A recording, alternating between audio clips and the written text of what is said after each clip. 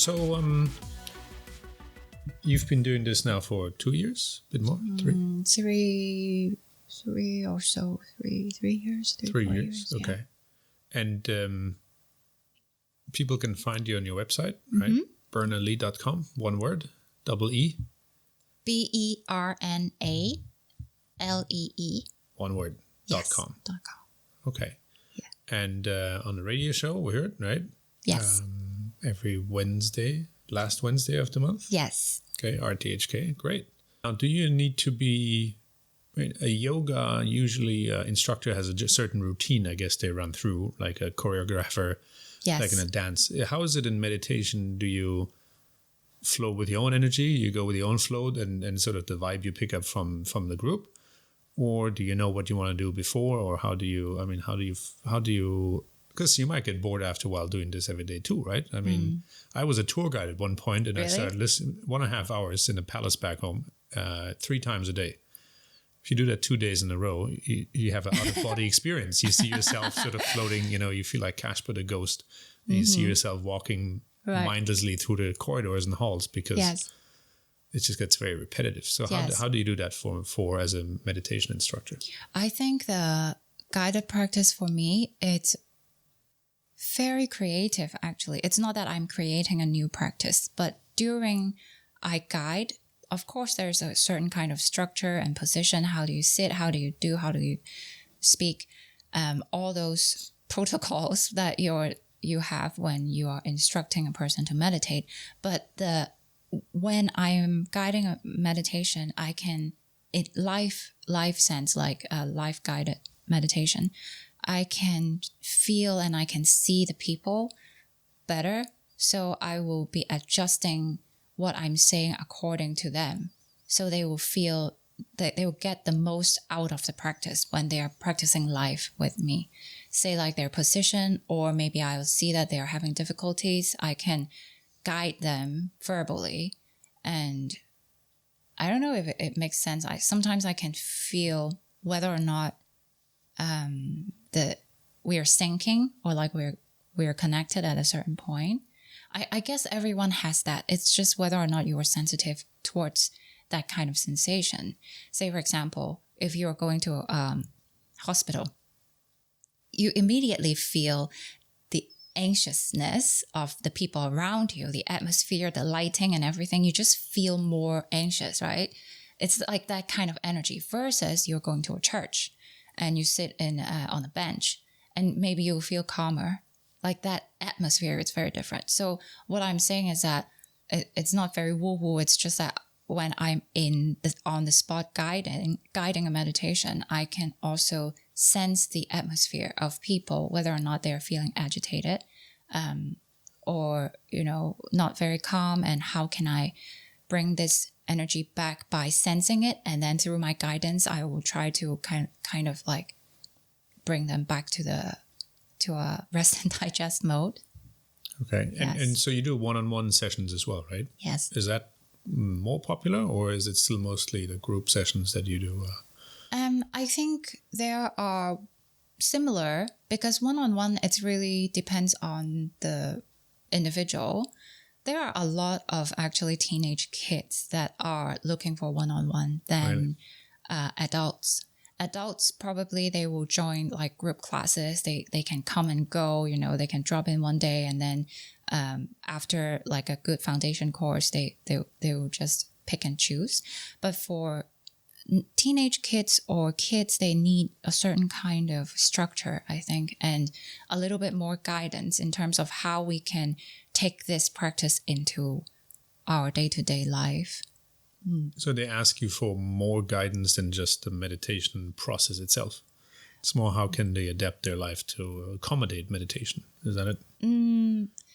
I will set up usually like a daily practice with them, help them to set it up and for the routine. And also whenever they are encountering some difficulties, like challenges in daily life, say like with friends or at school, very stressful, like how can we use the philosophy in meditation to apply to what they're facing?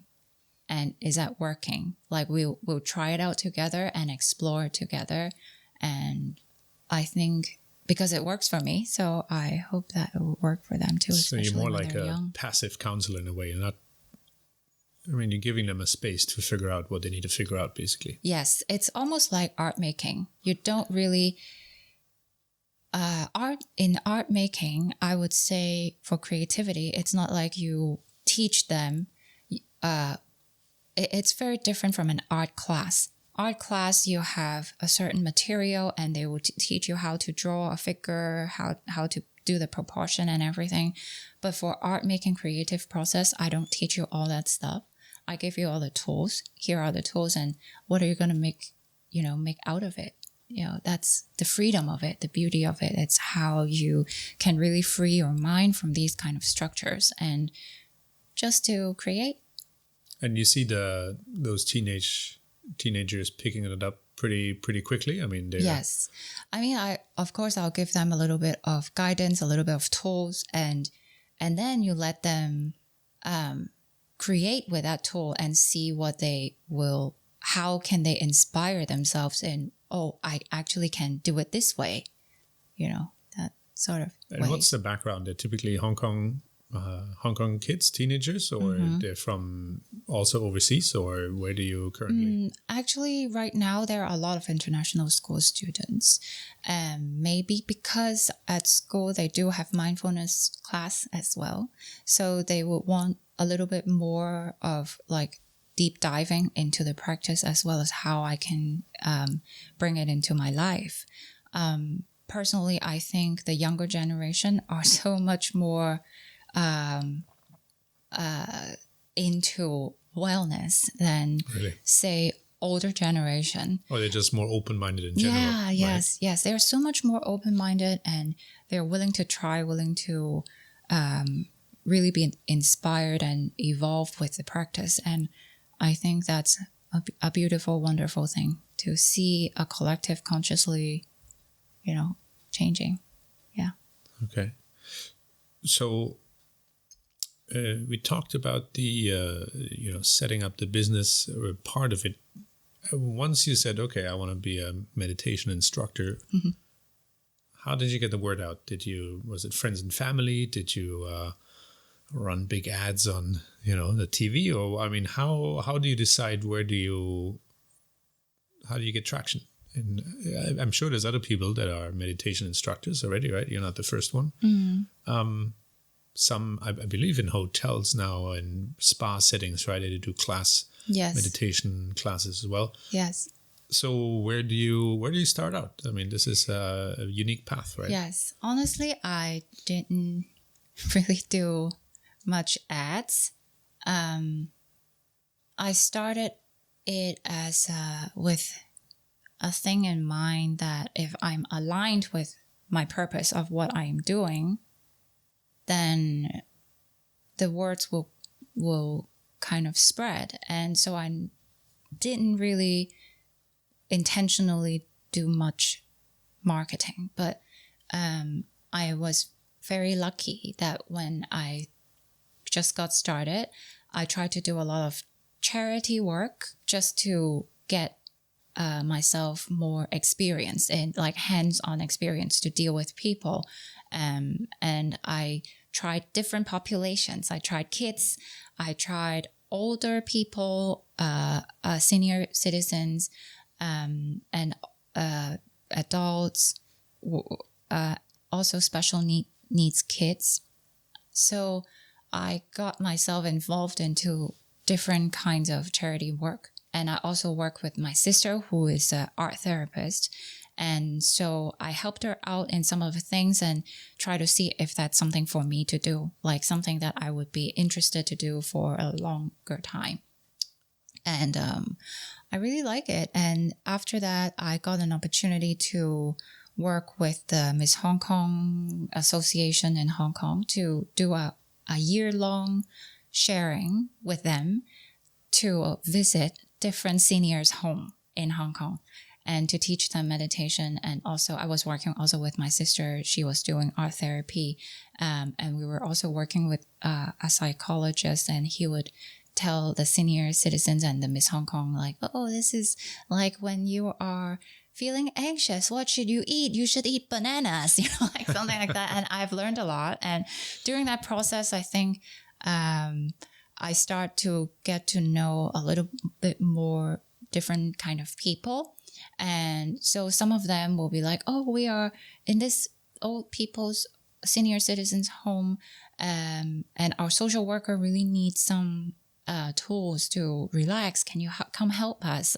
Like, is there any trainings? And then from then on, a little bit by little bit, and the word's gone out, and then I started to teach different populations and people, and there will be TV shows or radio that will be the local ones that will be start to interview me a little bit, and then I started sharing. In fact, right now I still have a monthly show on RTHK. Every month I will talk about mindful living. Like, when is that? Every Monday? Every last Wednesday of the month. What time?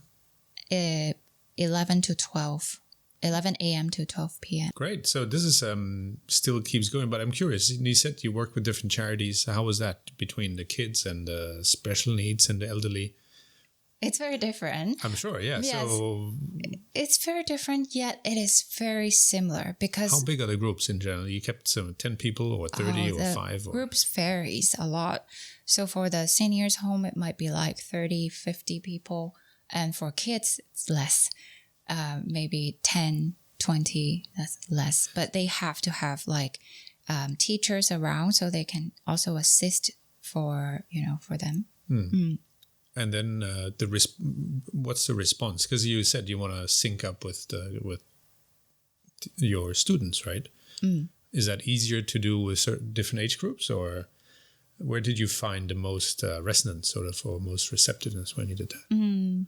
I think it really depends on how I structure the class. So for kids, they will be, for breathing practice for kids, they probably can do a minute or so. And that's already very good. So I will separate into like 1 minute here, 1 minute there, 1 minute there. And in between, we'll have some like game times. Creative parts. Right? Creative parts. And they have fun. And when they are having fun, they can feel it. They will be more engaged in doing more. So the kids are... Like a reward more like a reward program that gives you back, so you have positive feelings, right? And then you go back into the meditation part, right? Yes. So I think kids are harder. It takes more energy to really keep up with them.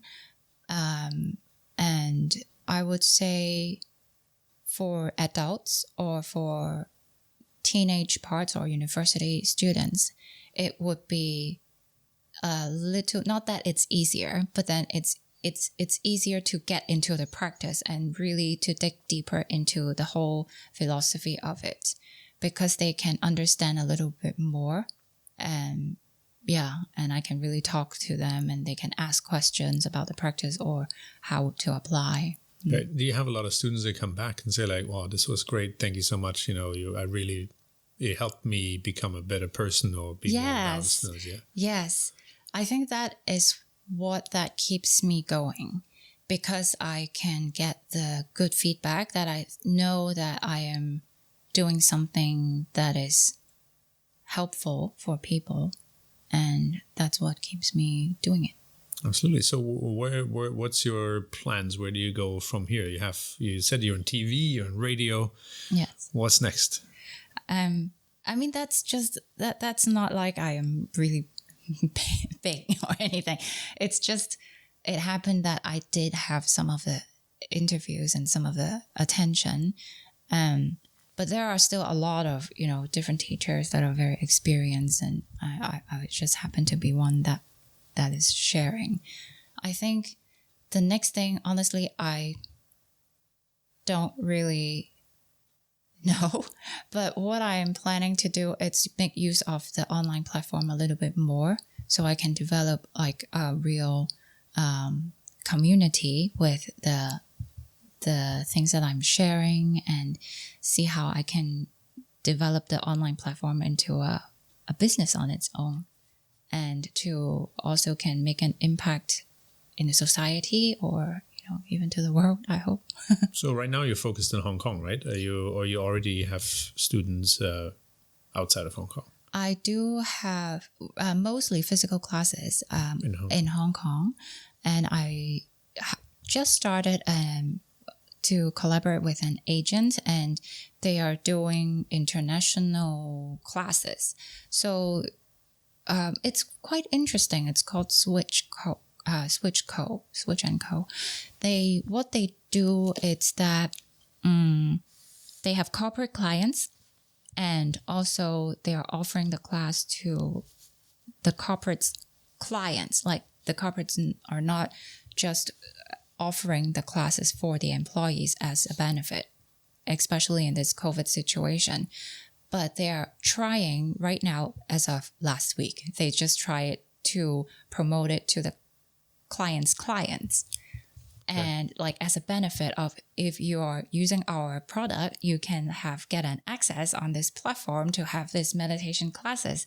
And for last week's class, it had a spike of like there's so much like many people joining from all around the world, like from Malaysia, from India, from Singapore, from everywhere. And at the same time, we're doing it live in Hong Kong. And so I can get to connect with them, and then they will ask me questions as well after a little bit, not long time. And the practice, it's very short. It's relatively short. It's like a half an hour thing. But is that scary? I mean, all of a sudden you have like all these people from all over the world.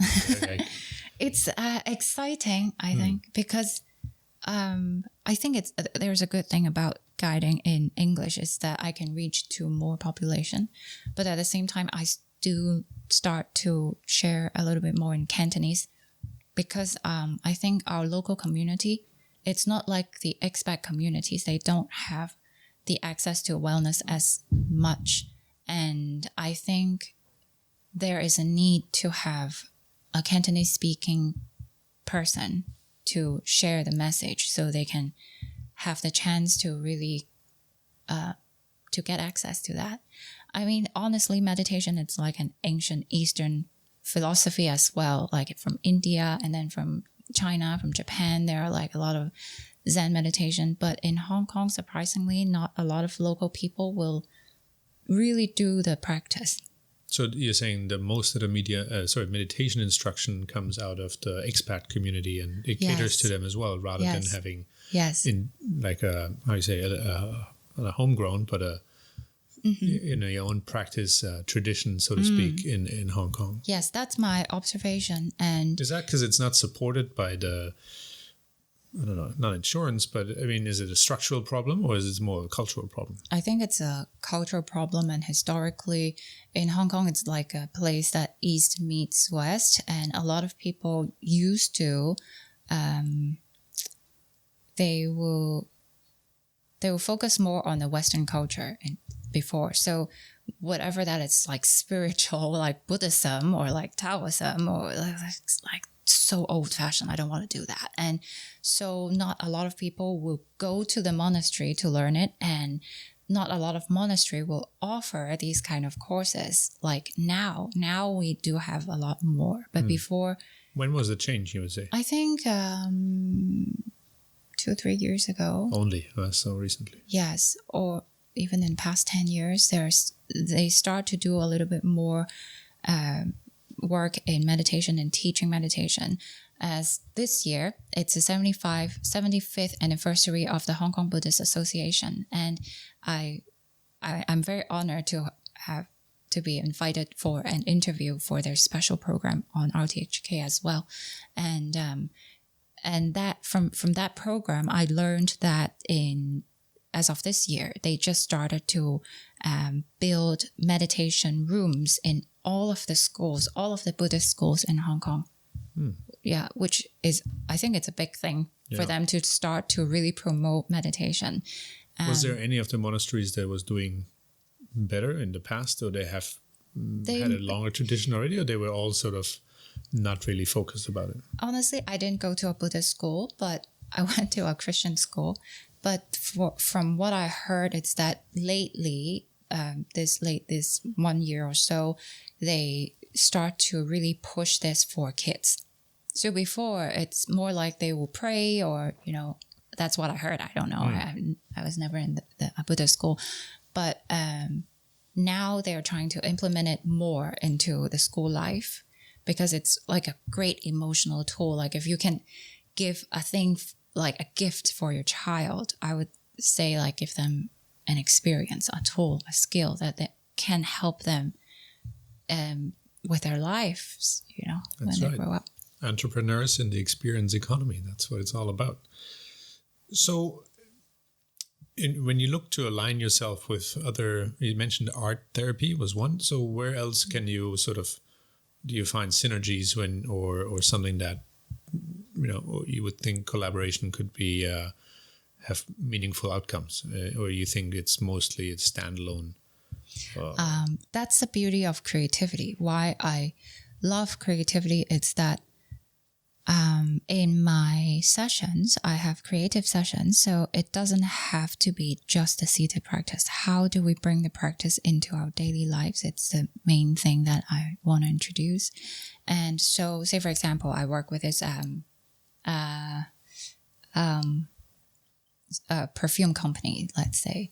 So how do we bring in mindful smelling, mindful tasting, mindful mixing of different scents? What does that mean, mindful tasting?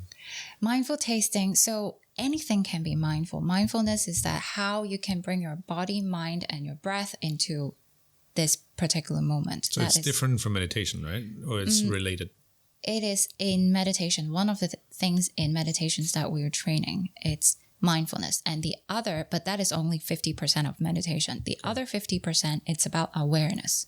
So in mindfulness, I'm sure a lot of people are more familiar with the idea because you have mindful eating, you have mindful a lot of different things, even the vegetarian, vegan food, you have like mindful burgers. Okay. Yeah, it's quite amazing that the idea is so celebrated now. But what does it mean, really? I mean, let's break it down. Mindful is just to pay attention to what you do? To intentionally bring your attention back to the present moment with your senses, your thoughts and your mind, your emotions and, all that feelings. And that is what mindfulness is about. So say, for example, we're doing a mindful drinking water. So you hold up your water. All right. Let's do and that. Let's do it. And it's, say like you just had an disagreement with your colleague and you're in the middle of it and you really need to calm down. You go to your pantry, get a glass of water, take the glass into your palms and just feel the glass with the middle of your palm and all the senses.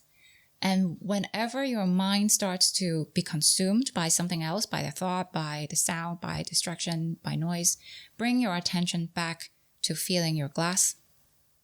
Just simply bring it back. Bring your attention back. And then you can start look at the color of your water or, the transparency and what does it look like? What is the texture like? Just open your senses without any judgments. And then you can start to taste your water. Like you can smell it or you can, start to taste it as if you're tasting wine. Let it swirl around in your mouth for a little bit and just to taste the taste of water. How does it taste like? What does it taste like? What is the texture like? And then as you're drinking, you might be listening to some of the sounds that your body is making while you are drinking the water. Bring your attention back to that senses that you're listening, you're tasting, you're seeing, and everything. So it's all through the 5 senses. We are trying to enjoy a glass of water. And as you're doing this, you're actually substituting the discursive mind with this whole experience here. And if you're doing it for like 5 minutes or like 2 minutes or so, you might find yourself a little calmer. And then you can come back to the situation and being aware of what you can choose differently. Maybe before the water break, you want to slap someone across their face, or I don't know, like some kind of impulse, like if you're angry or, or you want to yell something that you might regret possibly at a person. Those impulse, how can we add space between our awareness and the emotion?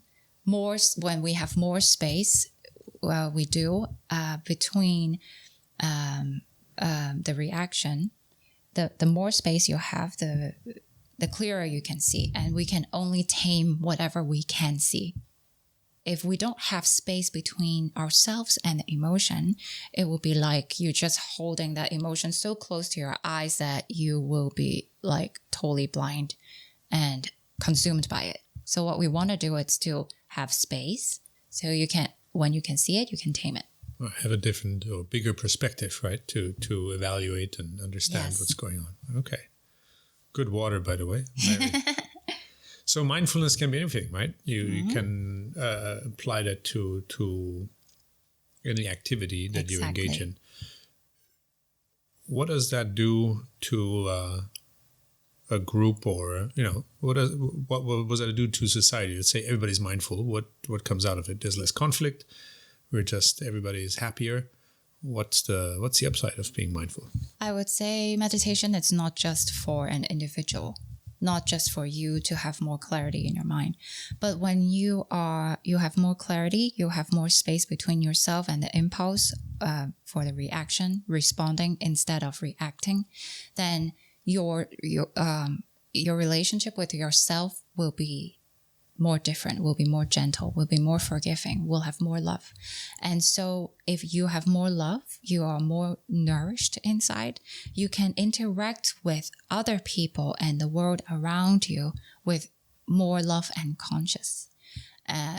consciously.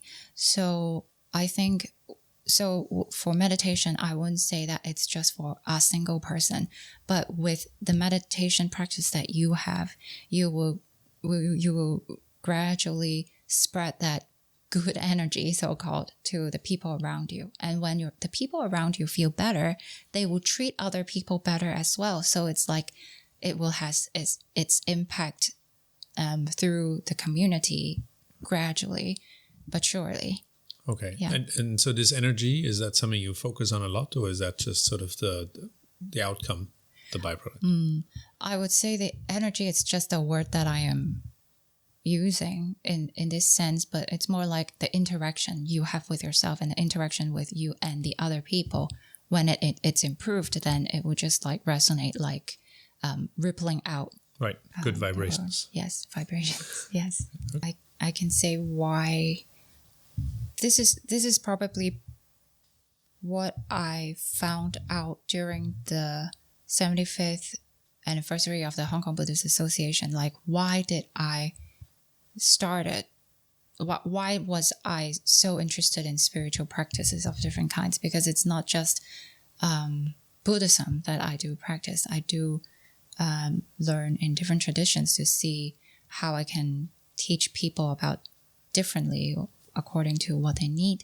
And that is because I think when I was younger, my grandfather was, it's not that it's his profession, but he's very well known for doing feng shui and life pattern reading. So a lot of people who look for his help are like, every time people went to him was about some kind of suffering, like whether it's like a life or death situation, or a baby is born and they need a new name, or like a company just formed and they need a new name, or which day it's good for a wedding, for funeral, for all that stuff, and what kind of destiny that I do have. So from that, I found that because a lot of people has a lot of different kind of problems, and I felt very strongly that I want to find different ways if I could get out of these kind of cycles, these kind of patterns. So what I'm doing now, it's essentially trying to apply and to help people with creativity, how to create their own destiny, not thinking that I have always been like this. My personality is like this, and I cannot change. So break out of their shell and sort of free themselves, right? Yes, to free themselves, to have more life, more freedom, more creativity in their own lives. And so that's what I do, why I want to bring meditation into our daily lives. It's not just because you can practice with more calmness, but also how to change your own life stories if you want to. And you mentioned you looked at different styles of meditation, right? The Buddhist way, or where do you see one working different than the other? I mean, Zen Buddhism does some meditation work, right? Yes. I guess Hinduism is meditation as well, out of the Ayurvedic side. So is there a huge difference, or you say do whatever works for you? Or, I mean, is it just they're embedded into a bigger philosophy that drives sort of the way they approach it? I think to read into different philosophy, it's really for my own way of understanding different religions and different practices, different traditions. And essentially, there's not much difference as long as it fulfills two very major things. It's, first of all, it's to know that everything is impermanence. So the practice will have to acknowledge this certain point impermanence. And then the second thing is that the practice, it's not favoring the ego. So it's about awareness. It's not about the ego. Like, you're not worshiping a particular person or, or towards a certain thing that people are trying to get to. Then that's a practice that I share. But usually what I share, it's non-religious. When I teach about breathing techniques and ways. And then when I get a little deeper into the philosophy, I can talk more about impermanence and ego. Is that a touchy subject, the impermanence? People sort of... I think impermanence, a lot of people will... I think personally I resonate with it, so I will share about this. But of course, not all instructor will touch on the subject. Well, talk more about your students, right? I mean, how do they receive that when you talk about, well, eventually we're all going to die? And they're like, they freeze up, or, it takes some, you need to warm them up to the idea to talk about it, or, I mean... I think impermanence is not just about dying. Well, it's the extreme case, right? I mean, yes, it's about dying of a cycle, right? Right. If we're talking about in Kabbalah, you have this connection day. It's called death of death. It's like the death of the death. It's life. So how can we look at life differently with death and impermanence? That it could be something ending, could be something else beginning. And how do we grasp that moment? And at that particular present moment, you can pick and choose the way that you want to go, the direction that you want to go. And I think people are receptive with the idea when I explain it to them that it's about creativity. It's not about just dying, the end of story, Well, as some people, I guess, have fears or, Yes. Well, right? I think dying, life and death, it's another big topic. What I do touch on, say like a general class, would be more on the impermanence in life, like uncertainty moments, uncertainty times like this, and how do we get more creativity at work. So you break it down into easier, approachable periods, right? Time periods, yeah. Okay. Yes. Hard, right? So we talked about impermanence, and then how do you go about it with the awareness part? So awareness, I was just reading about a book by Eckhart Tolle. He's such a great spiritual teacher that I love his book. Eckhart Tolle? Eckhart Tolle. He's German. Oh, okay. Yes. But he's German, but he studied in the UK at Oxford, I think.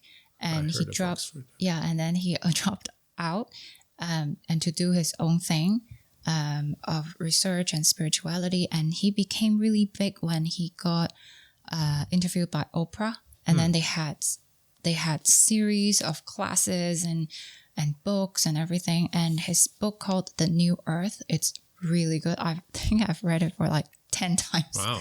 At least. It's a big book, or like you read it like 100 pages, 200? I mean, is it easy read? It's an easy read. Okay. It's an easy read, but to understand it, it takes time, and it takes like multiple times of reading it. But what I've learned from him, it's that awareness. It's I remember he described it as, Descartes, right? He said, "I think, therefore I am."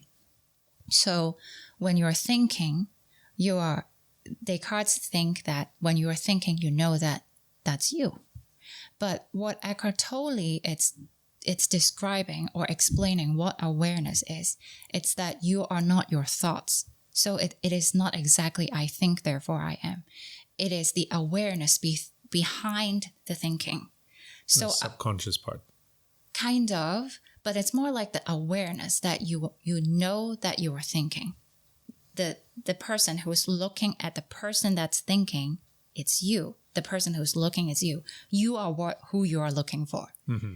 And what awareness it's about the space beyond thoughts. It's not you're looking at your thoughts, you're looking at the space beyond it. Okay. So what happens there? I think at that area, it's so spacious that it's where all the inspirations is coming from and all those ideas are coming from. Because at that space, it's so fast that you don't feel so constricted anymore.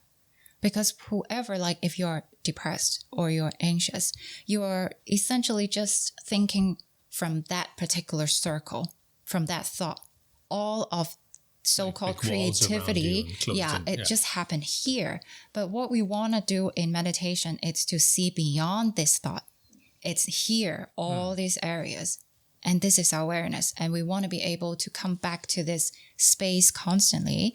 And when you are more familiar with it, then you'll be calmer, you'll have more creativity, and you can just, you'll have much more to work around with than just this little circle. Absolutely, yeah. It's just difficult to see for some people, right? I mean, it's easy to talk about. It is. But if you're depressed, practice. Obviously, is that something you deal with as well, depressed people? Or, I mean, is that a therapy for depression to do meditation? Or is it a bit too,